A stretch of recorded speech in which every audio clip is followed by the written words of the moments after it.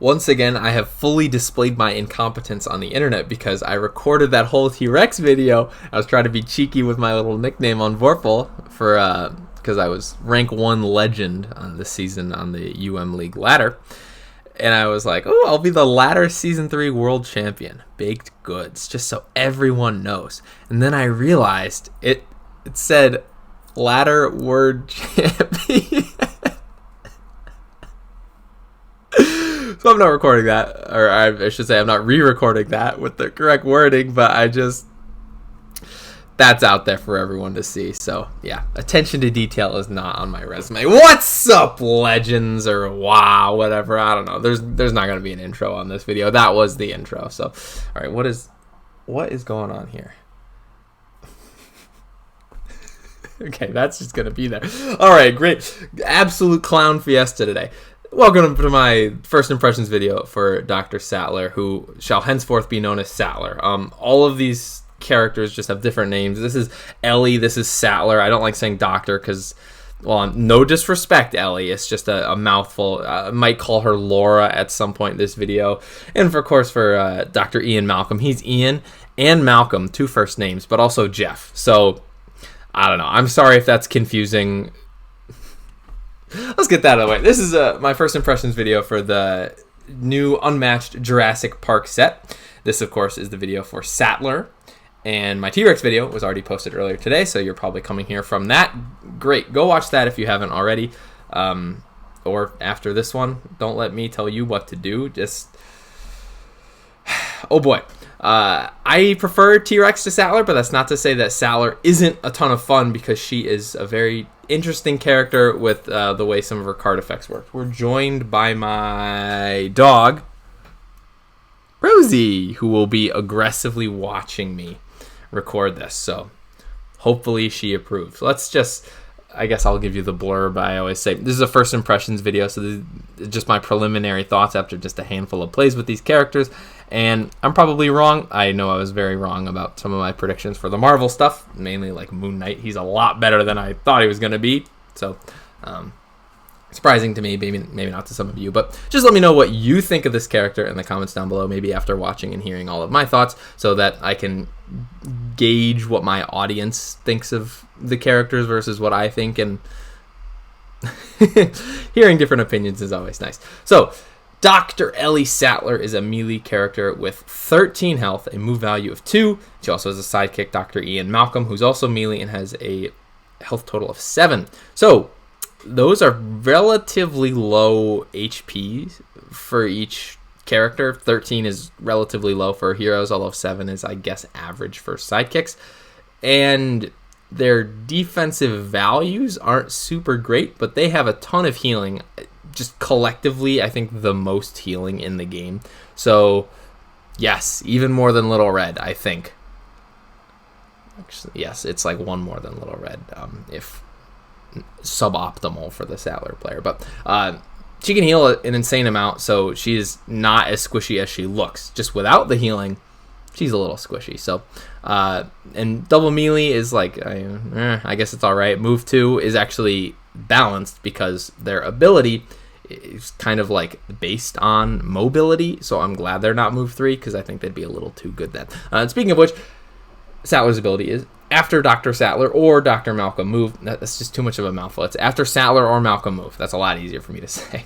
Place an insight token in their new space. You have 5 insight tokens. So just like the other human from the other Jurassic Park set, Muldoon, who is not a doctor, I should say, you have a bunch of tokens that you play around with on the board. They're a little different than traps because, as you see, you place them under your character's base, your mini. You place them in their new space when they move. And yes, new space is the keyword there because you actually have to move to a new space. If you maneuver in place, you don't get a new token there. And you have 5 tokens, and we'll hear a little bit more about them with this special insight card, which also comes with it. So, the first part is just like a recap of the ability, except it says tokens may be placed in new spaces with other tokens, including other insight tokens. So the other tokens in the game right now are Muldoon's Traps, Spike's Shadows, and Invisible Man's Fog. I don't believe there are other tokens At least not that I can remember off the top of my head right now, so I'm sorry if I'm forgetting anyone, but you can place tokens on other tokens, including insight tokens. So you can have multiple insight tokens in the same space. I do not recommend that, though, because there really is no reason to. A lot of the card effects would prefer you to have them spread out, so we'll just see that a little bit later.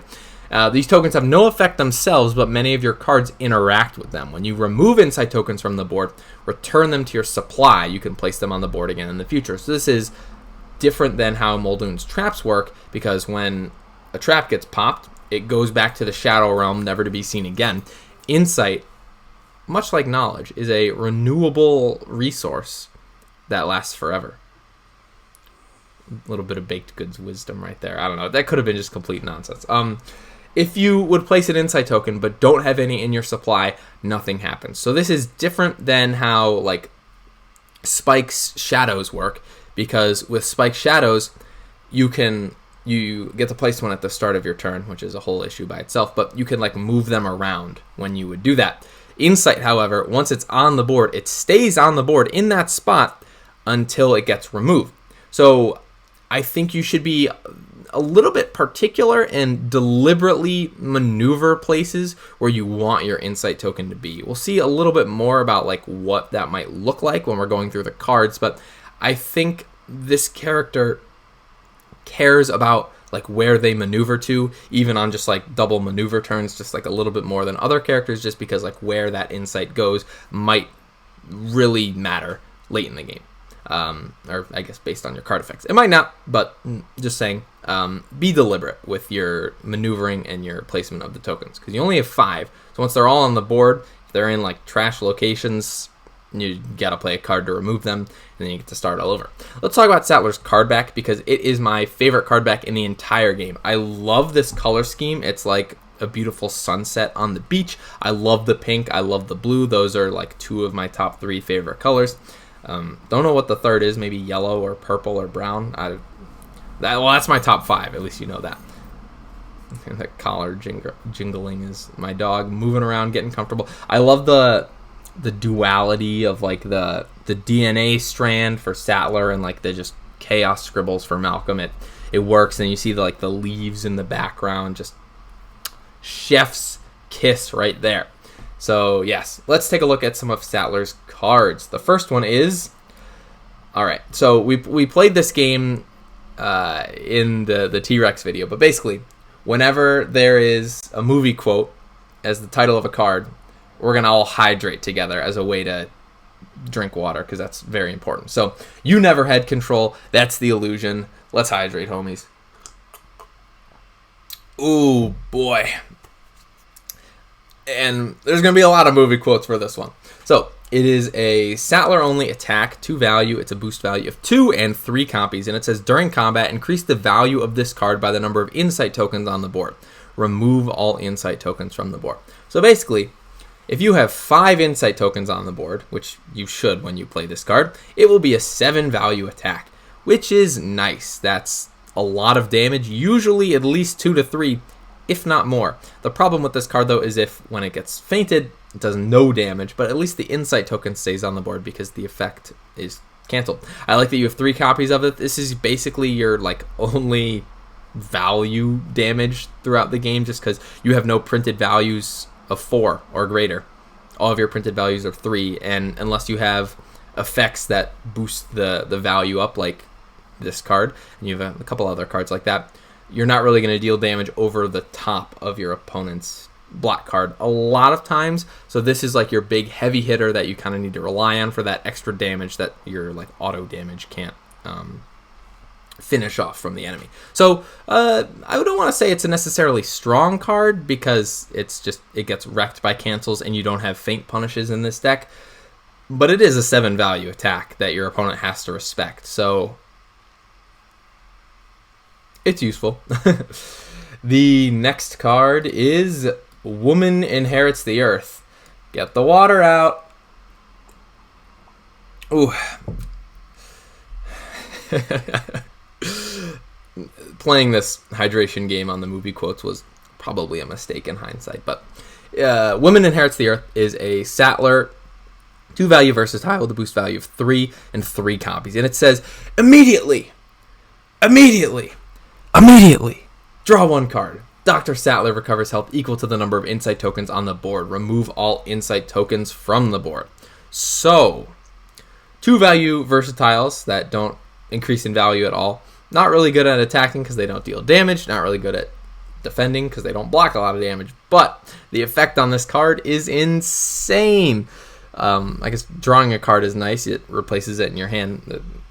Your hand size doesn't go down after you play this card. And recovering health equal to the number of insight tokens on the board.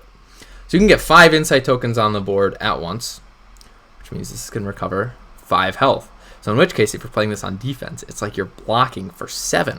And whatever block value is like left over, the difference between your card and your opponent's card, you get to keep his health, which is pretty crazy. And the other thing is you have 3 copies of this card, which means you can heal for 15 throughout the course of the game. You have 13 health, which means you can get, effectively, you can have like a maximum health of 28, although not at the same time. That's a lot of health to heal. That is crazy. Little Red, if she plays hands into the heal card twice after playing it for 4, she can heal for 16 from that card, but like a lot of things have to line up for that to work out. You just need insight token on the board, and you need to draw this and then play it, and you'll heal for 15, which is very good. Like, it might be balanced just because her block values aren't super great, but that's still 15 extra damage your opponent will have to deal to you. Of course, that is contingent on you actually drawing this card, which is never a given in a game of Unmatched, and you getting all the insight tokens out on the board, which we'll talk about a little bit later. The other thing is, it is immediately. So if you play this on defense, it's always going to trigger first because, like the greatest podcast in the world, the defender resolves first. So your opponent playing an offensive feint, just like you don't care because it works automatically. In which case, you should not attack with this card because that way it actually could get canceled by a feint. So just don't play it on defense when you have 5 insight tokens out, and you'll be good. And I guess the drawback from both of these cards is that after the effect happens, you remove all the insight tokens from the board, which I guess isn't really a drawback, as it is more like a balancing mechanic. It just means your like strong cards will come in waves where you have all your insight online, so you'll get the effect off, and then you have to reset and wave. So it'll be a little bit predictable when your impact cards come out based on your actual insight on the board, but it doesn't really matter for this card because if you're playing it on defense, there's nothing your opponent can do anyways. And for this card, I guess it just helps your opponent line up feints better, which just means you have to bait. The next card is violently if necessary, which is another movie quote. Me and the homies are going to be so hydrated. Let's organize these cards a little better. So this is a Sattler only 3 value versatile with a boost value of 3 and 3 copies. It says, after combat, deal 2 damage to each opposing fighter on or adjacent to a space with an insight token. So there's a printed 3, which is actually very high for this deck, surprisingly. You have 3 copies of it, which is nice because the effect is really good. It's kind of like a counter punch, but different, because it deals 2 damage to your opponents after combat, but there's a little bit trickier, potentially, positioning requirement because the opponent has to be adjacent to or on a space with an insight token. They're probably not going to be on them too many times during the game, but a lot of times if you maneuver into a new space and place an insight token down and your opponent is melee and attacks you, they'll be adjacent to that, so it'll work. Little tricky against ranged characters, and that's where you'll probably have to deliberately leave insight like on the inside edges of zones, maybe like 1 space into the zone, so that like if they maneuver in, they're adjacent to it. So little tricky to visualize, but against ranged fighters, I see this card being a little less good, but against characters with feints, this will be very nice because you can just maneuver up to them, place it, and then attack. Unless they have a movement effect or something on their card, they'll take 2 damage after combat. It's also nice because it says each opposing fighter. So it's not just the one in the combat with you, it's every single opposing fighter, which, like, this card might be really, really good against Yananga because of her archers, and just like people with multiple sidekicks in general, because it's a potential source of AoE, and 2 damage AoE, like Red's Never Leave the Path, is really good because of certain characters with multiple sidekicks with multiple points of health, like Yananga, but we might see more of those in the future, in which case cards like these will come in handy. So we have 3 really good cards here that make use of Insight, and I love that you have 3 copies of them each, because it just lets you consistently get value out of the tokens that you're placing down during the game. And the best part about Violently If Necessary is that it doesn't remove Insight tokens after the effect, so they stay on the board. So crazy card, I think. The next card is Sexism in Survival Situations. Let's drink. That is good water. This is a 1 value, Sattler only versatile, with a boost value of 2 and 2 copies. And it says, during combat, if the opposing fighter is a hero, the value of this card is 4 instead. After combat, you may move Dr. Sattler 1 space. This is, I think, a surprisingly solid card that really doesn't look like it. So you're not going to play this against a sidekick unless you're playing it as like a bait attack, but I think you have better options for that. And I think a lot of times you're going to be defending with this, and obviously you're only going to play it if the opponent is a hero, and it'll be a 4 value block, which is very, very solid.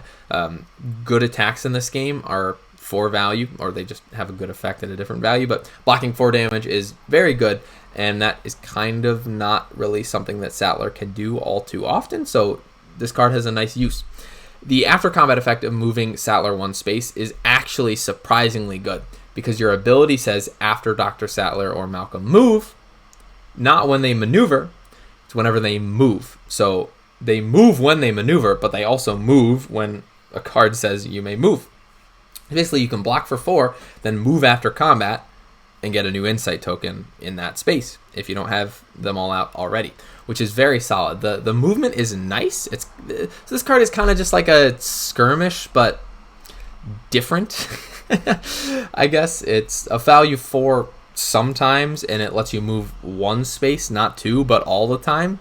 I don't know if that's a necessarily fair comparison, but it can break combos against someone like Bruce Lee or the Raptors if you can just like scooch 1 space out of their attack range. So it's good against melee fighters, probably a little less good against range fighters, but getting new Insight on the board is really, really good, because it's a lot of times you have 5, right? So if you have 2 characters double maneuvering, that's 4, and then there's just like an odd one out. So maybe if you get attacked, when you have 4 on the board, this is like a nice way to get the 5th one out and set up something like you never had control. That's the illusion, to play immediately first action on your next turn, and then just double maneuver second action and get some of that Insight token back. So interesting card. I think I'm glad you only have 2 copies of it, just because with 3 it might not be that useful, especially in like sidekick heavy decks, but I don't know. Do any of those exist right now? Who knows? So I see this card being a lot more useful than it looks. It just gets wrecked by offensive cancels, but because Women Inherits the Earth is and immediately, I don't see your opponent playing offensive feints, because that just wouldn't do anything against this. So I think against characters like Invisible Man and Bruce Lee, who have like the canceled Jeet and the surprise attack, this will get wrecked, but you just wreck Invisible Man anyway because of all of your healing, so I don't know. That interaction, I think, doesn't really matter. The next card is, I think we're back in business. So we're 5 for 5 right now. Get drinking. Hydrate, homies. I'm going to be saying that a lot this video. I think we're back in business. Is a Sattler only 0 value versatile. Boost value of 3 and 3 copies. And it says, during combat, the value of this card is equal to the number of cards in your hand. So I guess it makes sense that this effect would be in the game. It's kind of like a decently obvious one. Like if you play other card games, I think this effect is in a bunch of other games. So basically, you're only going to want to play this if it's the 5th card in your hand. Because if it's the 5th card in your hand and you play it, then it's a 4, and it's like worth blocking with on defense. I guess anything higher than that is fine. You probably won't take damage, but blocking for 6 or 7 is often just overkill a lot of times, which isn't necessarily a bad thing in a deck that struggles to value block a lot. So I see this as like a very good kind of end game card when you need to block a big Forever Hide or a big Voyage or a Beast Form. If you have a full hand and you can value block for 6 right off the bat from that, you should be good, and it should make it very hard for those kind of like big bursty attack characters to hit you over the top, because like I see Hide, if you don't play like the heal, I think a beefy Forever Hide can like one-shot you pretty consistently, depending on how much auto damage Jekyll has already dealt to you. So having a big value blocking potential with this card is very nice. You can also attack with it as a good value attack to complement You Never Had Control. That's the illusion. I guess the problem is that this also gets wrecked by feints because it just won't deal any damage if it gets canceled because the value is literally 0. So I see this as like a stronger block card than I do as an attack, especially since a lot of times you play a little bit more defensively while you're getting your insight tokens up. So this just kind of encourages you to be anti-Mary and play at a much fuller hand count. And I say you want to play that as the 5th card in your hand, because if you're playing it with 4 in hand, it'll only be a 3, which is a lot less good to block with than 4. And then like blocking it for 2 or 1 is just useless unless you have to. So I remember in my first game as Sattler, I was kind of in like a low hand count situation where didn't really have a lot of block options, and I was drawing cards, and this was the only block card in my hand when I had like 3 cards in my hand. I was like, I really hope I don't get attacked here. I was playing against the T-Rex too, so that could have been really, really bad. So solid card, and I guess I like this like consistent Sattler package of a bunch of 3 copy cards with basically all 2 or 3 value boosts. 3 3s and 2 2s. So it looks very solid from a consistency point of view, and all that is about to go downhill after this next card. So this is probably one of the most iconic lines from the entire Jurassic Park saga. Life finds a way. We'll take a big sip for that one. Ooh, hydrate, homies. So this is Dr. Malcolm's first specific card. It's a 2-value versatile with a boost value of 3 and 2 copies, which is fine for this card.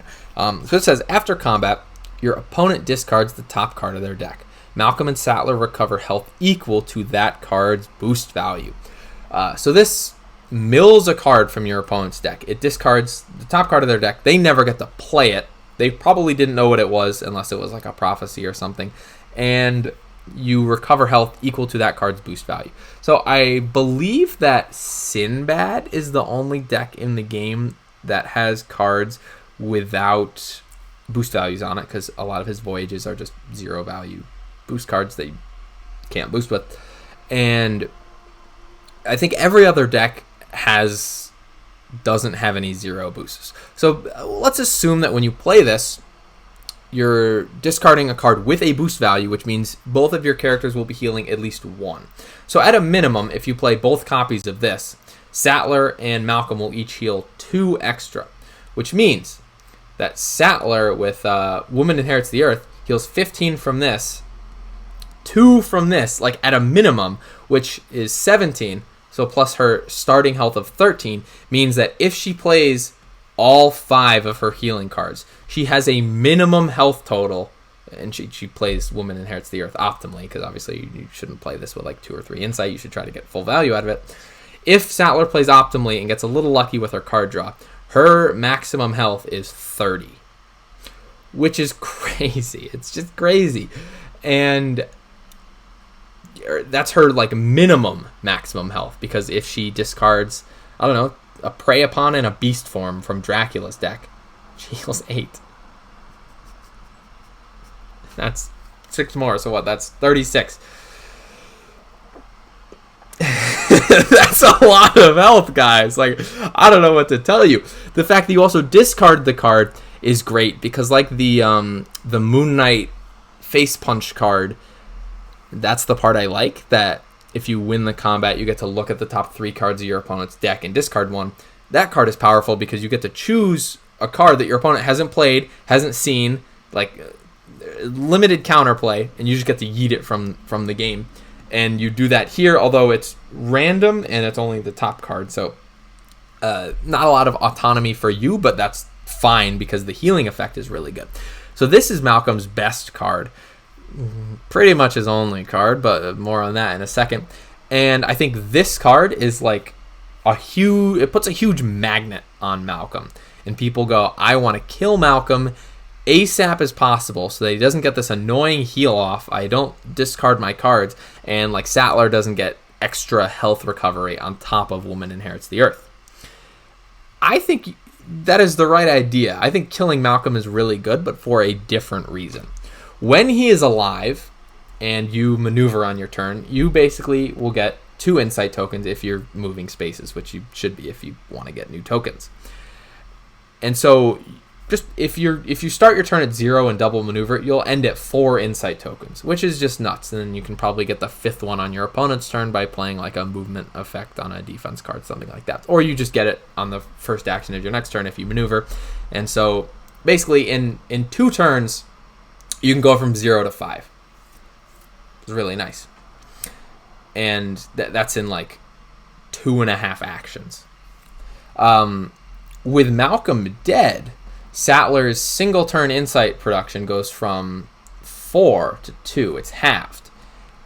And that's bad for her because now instead of getting 5 insight tokens back on the board in a turn and an action, she gets 4 back in 2 turns, which is a lot slower and makes some of her more insight dependent cards happen a lot less quickly and less often, and means she relies on some of her other cards, which like can be mediocre in certain circumstances. So I think keeping Malcolm alive is paramount for Sattler because the insight is so important for her and her game plan, and being able to play it more often, more on command, if you will, is better for her. So I think you should kill Malcolm, both for this card and just for the insight that he can generate. But outside of this card, as we're about to see, I am not a fan of Malcolm's cards just because, as we've seen here, there's a lot of 3 value cards, a lot of 3 copy cards, with some 2 copy cards sprinkled in, and they all have like decently high boost value. So A minus maybe from consistency so far. There are a lot of movie quotes from Jurassic Park. It's a very iconic movie series. So Restoration Games was like, let's milk this movie for all it's got. Let's throw all the movie quotes in here, all of them. Suzanne was like, Justin, how many quotes do you want? And Justin said, all. So there are now 4 unique cards, that 1 copy cards. And if you remember my video on consistency, I'm not necessarily a fan of 1 copy cards just because they got a lot of problems. So if you haven't seen my video on consistency, I would go watch it after this one. I'll put a link thing. This is so hard because it's mirrored. It'll be in that corner. It'll pop up now. Okay, so go watch that video on consistency. It's fascinating, I think. Spreadsheets and stuff, so hopefully that didn't scare you. The first Malcolm, or unique card, I'm going to botch this pronunciation, but just roll with me. Chaotician. We're just going to go with that. So Dr. Malcolm, 2 value versatile, 3 boost, 1 copy. Big red flag. And it says, after combat, place an insight token in any space. I love the art of Jeff Goldblum just mean mugging. And I guess thematically this card works because it's all about chaos, and placing an insight token in any space is certainly chaotic. Only having 1 copy of this card is certainly chaotic. It's just it's a cool effect that you can't rely on because it's a 1 copy card, and it's like it's a 2 value versatile, which isn't good for dealing damage, isn't good for blocking damage, especially on a character with only 7 health. I guess he can heal a little bit when life finds a way, but this is also a 2 value versatile, so it's not going to block a lot of damage. And I guess I should have mentioned this when I was talking about the card. The healing happens after combat. The healing on Woman Inherits the Earth happens immediately. So this is always guaranteed to heal you, and if you're at death's door, you might just survive the combat. Whereas if Malcolm is at 2 health and plays this card, actually, I guess the effect still goes through because the game isn't over. It's just that Malcolm can't heal, only Sattler can. And obviously, if Malcolm is dead, the healing doesn't do anything. So I guess my main point about this card is that it's like not that great value-wise, and the effect isn't the effect isn't good enough to justify like playing this card. And it's a cool effect, but you can only get it once. So the whole debate with 1 value cards has been important 1 value cards like Excalibur and Phoenix Form it makes sense that they only have 1 copy because they're super powerful. Like, why would you ever have more than 1 copy of a printed 6 in a deck? Beats me. But I guess Phoenix Form is a more apt comparison, or like some of the Bruce Lee cards like Taste of Blood and like Hoo-Wah, 1-Inch Punch, things like that. And it makes sense that they only have 1 copy because they're super important, but the frustrating thing then arises from they are so important that when you don't draw them, you really feel it, and your game plan suffers as a result. So that's why like crucial 1 copy cards are not that good from like it makes more RNG in the game, basically. Like, did I draw this card? Did I not? Which is why I like multiple copy cards. I guess the flip side of this argument is that this card is not crucial to Sattler's game plan. It's like a sidekick card that gives you an insight. It's like a very easy thing to go without.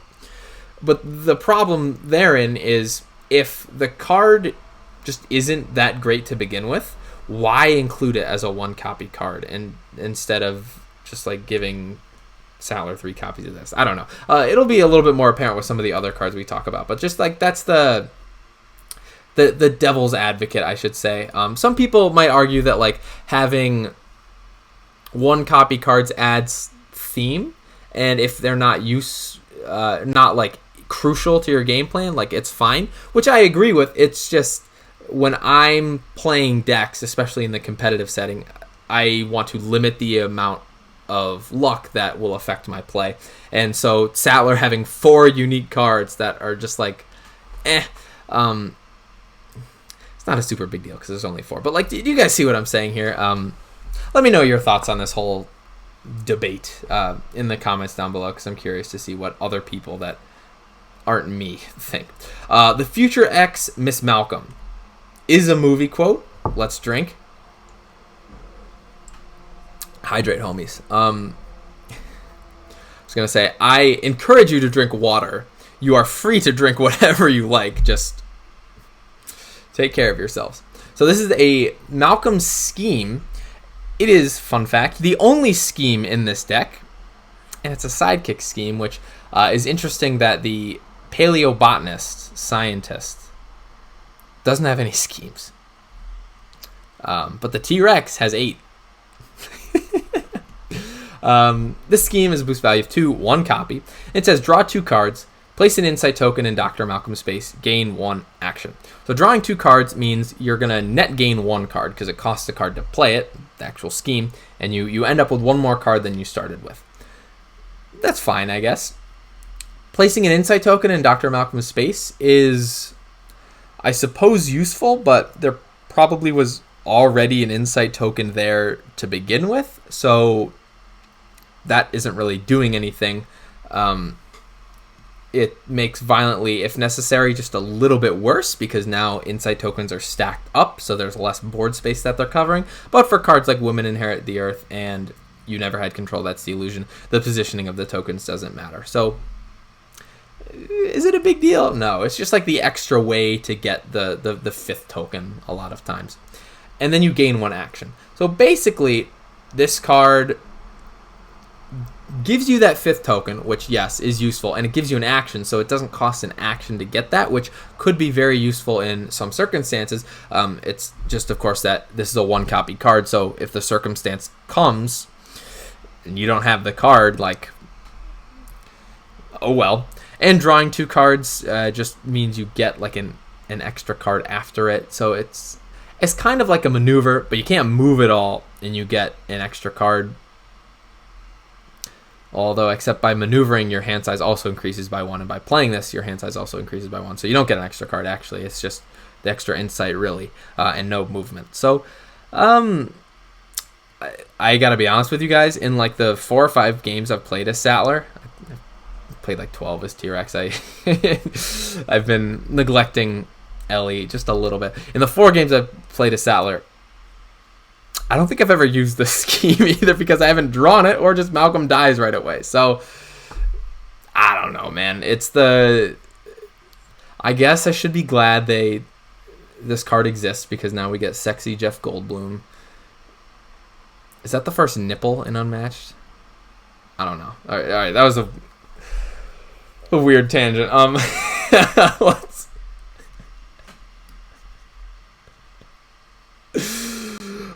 the next card is Must Go Faster, which is a quote. Let's hydrate, homies. It is a 3-value versatile, so excuse me, high printed value. It has a boost value of 2, 1 copy, and it says after combat, if you won the combat, you may place Dr. Malcolm and Dr. Sattler in any space. So winning combats with 3-value cards, not going to happen that often, unless you're playing someone like Bruce Lee, who has a lot of 3-value attacks that if you play this on defense, you might win the combat. It's really not going to win on offense that often.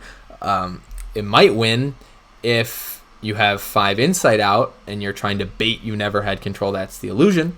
So you play this into your opponent's feint and you win the combat, 3/2. The problem is then that it cancels your effect and it doesn't matter if you win the combat. So not really going to trigger that often. And the effect is nice, I guess. You get to place both of your fighters in any space. Because it says place and not move, you don't get insight from this. So,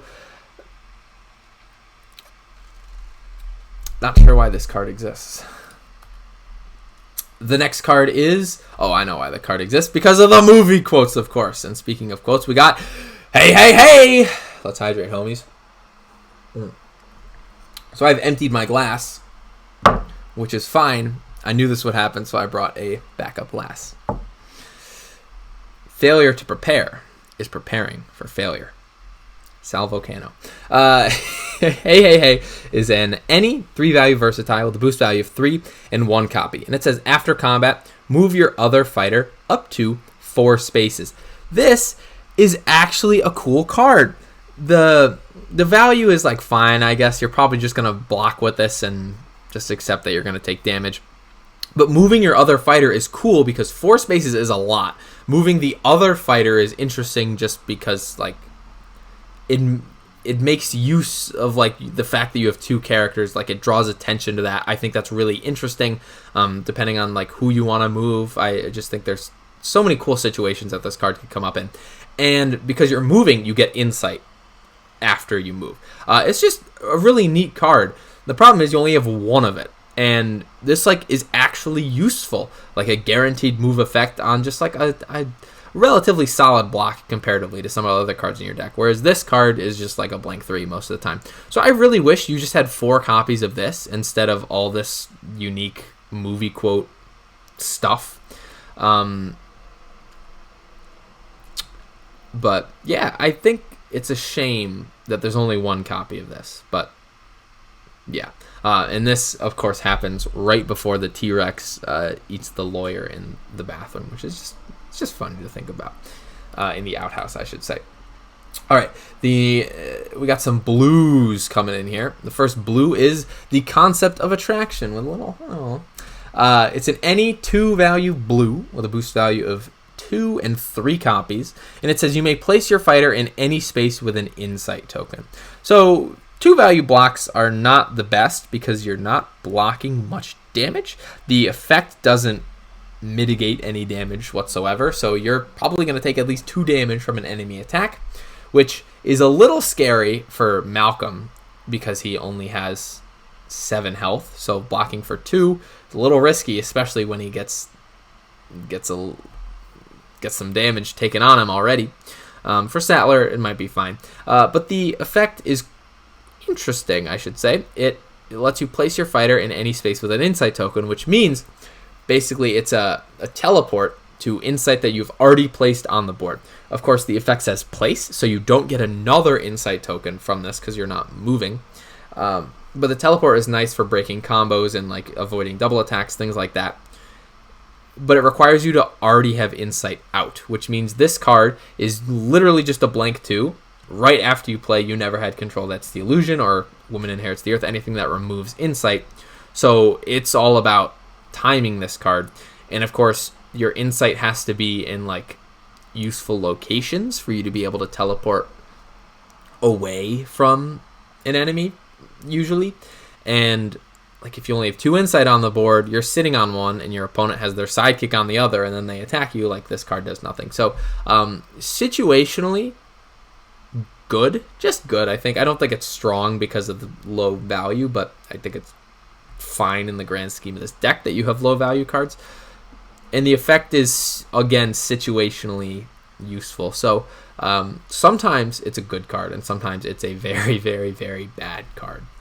And the next blue is Lock the Doors. Oh, I don't think I drank for either of these cards. So we're doing a double drink here. One for the Concept of Attraction, hydrate homies, and one for Lock the Doors. Yeah.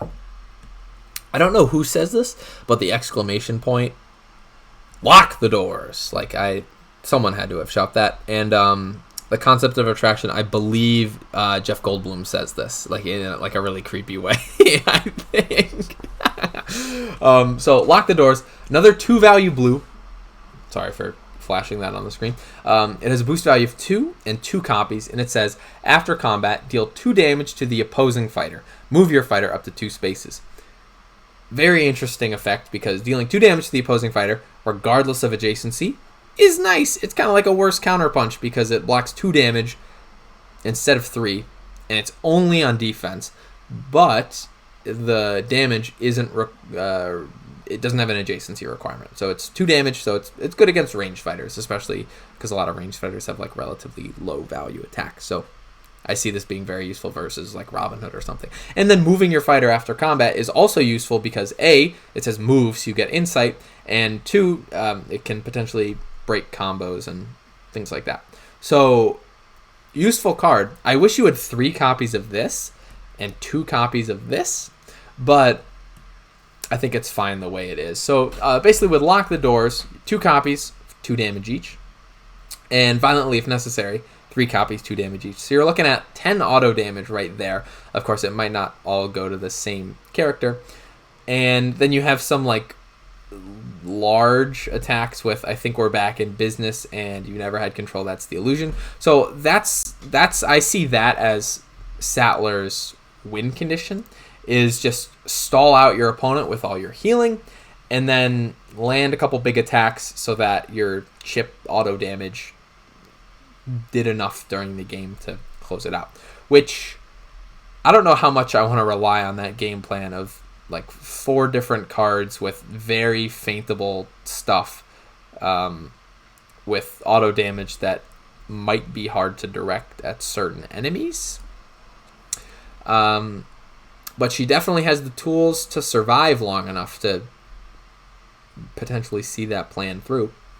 So, yeah. And the last 2 cards we have are the basic cards. Let's just get both of them out here. We have Faint and Regroup. So it's good that you have Faint. I'll say that. You have 3 copies of Faint and 2 copies of Regroup. Let me know your thoughts in the comments. Is this the best regroup art in the game. Who knows? You only have 2 copies of regroup, which is fine. You got better stuff going on. So with 2 copies of regroup, the Future X Miss Malcolm and Woman Inherits the Earth, you have, what is that? 7, 3, 2, 2. Yeah, you have 7 cards that you draw during the game. So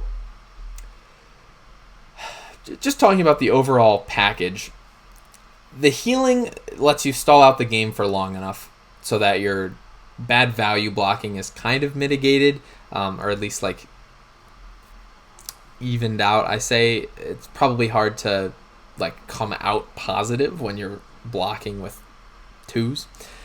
And you don't have passes, which means you're not necessarily an exhaustion fighter. And this little interesting thing there is that if you're playing this on defense immediately, you're always going to draw from this card. And I guess you want your regroups to be fainted, and you can just like not play Xmas Malcolm. So when I was playing this character, I kind of like struggled to like, I didn't really want to rely on the win condition that I had, which I guess just might be like a play style thing. I am a very aggressive, I was about to say aggressive person, but I don't think that's true. I'm a very aggressive player. What's the dog doing? He's crawling up. But against characters without feints, I see this being a lot better. And so I think she has probably a higher floor than T-Rex, just because like I think she'll fit into the meta just a little bit better. It'll probably be less punishing to play her than it will be T-Rex, so maybe she'll be like high B, but I don't see this character being super strong, and that's something that I might be wrong about, but I just don't know. I think she can certainly make her opponents run out of gas if she heals enough, because just some characters might just run out of good attacks to throw at her and run out of damage.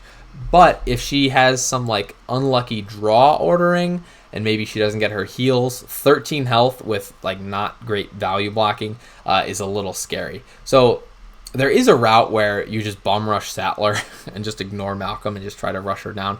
But I think killing Malcolm is probably the right move counterplay wise, just so that she gets much less insight throughout the course of the game, and then some of her really good cards get a lot harder to use for her. So yeah, those are my thoughts on Sattler. It's not like complicated, but I think she's a decently complex character. At least like it's a little bit harder for me to wrap my head around just understanding her. Like she didn't really click with me when I played her, which is fine. Like there's over 30 characters at this point in the game. They're not all gonna, you don't have to play everyone. I'll certainly try, but yeah, I could see how you would really like this character. So let me know what you think of Sattler, if you like her playstyle, what you think of all her unique junk, and what you think about all the movie quotes and the art. There's a lot going on in this set that is interesting. And one more thing I wanted to mention, I didn't really find a way to organically say this, and I gotta sneeze. Oh, that's not good timing. Excuse me. Ooh, that one like rattled my bones a little bit. I hope that wasn't too loud into the mic. I think so. What separates good players from great players is positioning, and I think if you're trying to like get better at the game, learning how to position yourself is really important. And I think you should play the Jurassic Park sets because all 4 of the different characters rely on positioning in different ways. Sattler has her insight, which with like violently if necessary and the concept of attraction, the placement of that is really important. Muldoon has his traps, of course, and playing keep away. T-Rex is large, which is just interesting, and having a low move value with some movement schemes helps you a lot. And the Raptors, of course, they're trying to pin their opponents and decoys and working things out and trying to best like contain is super good. So I would say this is the most helpful thing I'll probably say all day is play the Jurassic Park sets if you want to get better at the game, because the decks are fun and positioning is super important. So yeah, those are my thoughts. Thank you so much for watching. And as always, like, subscribe, and yeet! Stay hydrated.